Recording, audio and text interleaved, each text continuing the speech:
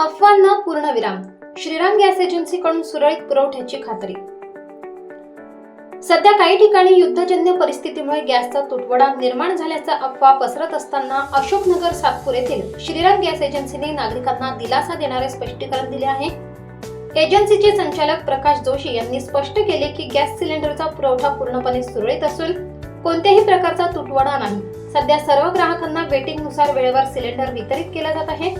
काही नागरिकांमध्ये 25 दिवसानंतरचा सिलेंडर मिळतो असा गैरसमज निर्माण झाला आहे.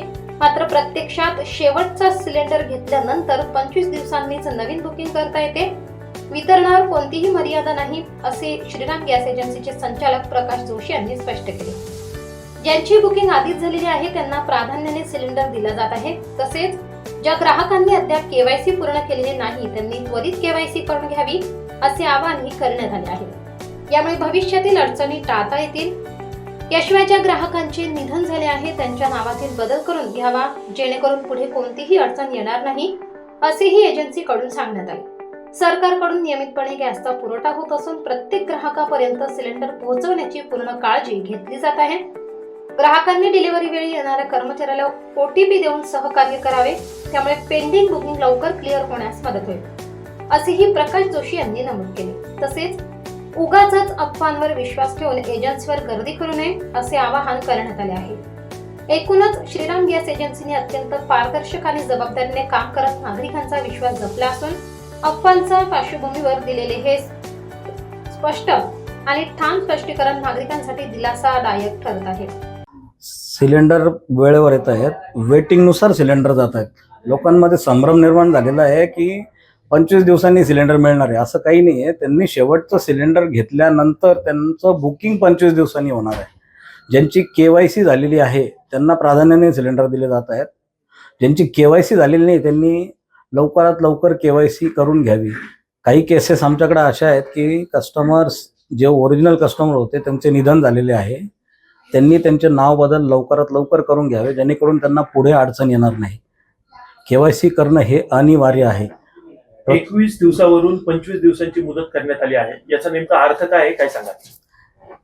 21 दिवसांचा पूर्वी नियम होता की 21 दिवसांनी बुकिंग होईल, पण त्याच्यात पण आता गव्हर्नमेंटने नवीन नियम काढलेला आहे की 25 दिवसांनी त्याची बुकिंग होईल. जे सिलेंडर शेवटी घेतलेले आहे त्यांनी त्याच्या 25 दिवसानंतरच त्याची बुकिंग होईल. कोरोना काळातील देखील कार्य आपले उल्लेखनीय होते. आपण घरोघरी सर्व टाक्यांचा पुरवठा केला. आता देखील आपण घरोघरी पुरवठा करतोय, काय सांगा? कोरोना काळात जशी ग्राहकांनी आम्हाला साथ दिली तशी या सिच्युएशन मध्ये सुद्धा आम्हाला साथ द्यावी एवढं सांगू शकतो. पुरवठा कोणालाही कमी पडणार नाही. जसा सरकार पुरवठा पाठवतंय त्याप्रमाणे सिलेंडर प्रत्येकाला वितरित केले जातात. आता आज जे आहे की OTP डिलिव्हरी ही कंपल्सरी केलेली आहे. 100% ग्राहकांनी आपला OTP डिलिव्हरी मॅनला द्यावा, तेव्हाच त्याची ती बुकिंग पेंडिंग जी आहे ती क्लिअर होत जाईल. पुढील काळात आपल्या एजन्सीकडून अधिक चांगली सेवा देण्यासाठी काय नियोजन आहे का? आम्ही तर नेहमीच चांगली सेवा देतो. जसा पुरवठा होईल मागणीनुसार त्याप्रमाणे ग्राहकाला तर आम्ही पुरवठा देतोच आहोत. पण सद्यस्थितीत ग्राहकांनी पण हे समजून घ्यावं की आमचे पण डिलिव्हरी मॅन, स्टाफ, स्वतः एजन्सी मालक यांच्यावरही प्रचंड प्रेशर आहे. अनेक लोकांना त्याप्रमाणे आम्ही समाधान करू शकत नाही प्रत्येकाचं, कारण प्रत्येकाला सिलेंडर हवं असतं. जसं सिलेंडर उपलब्ध होतील वेटिंगनुसार त्याचं वाटप होईल. त्यामुळे लोकांनी जरा शांतता, धीर धरावा एवढं आवाहन नक्की करेल मी. ग्राहकांना एक सर्वांना नम्र विनंती आहे, सर्व ग्राहकांना, की एजन्सीवर सिलेंडर कुठल्याही प्रकारे दिले जात नाही, गोडाऊनवर सिलेंडर दिले जात नाही.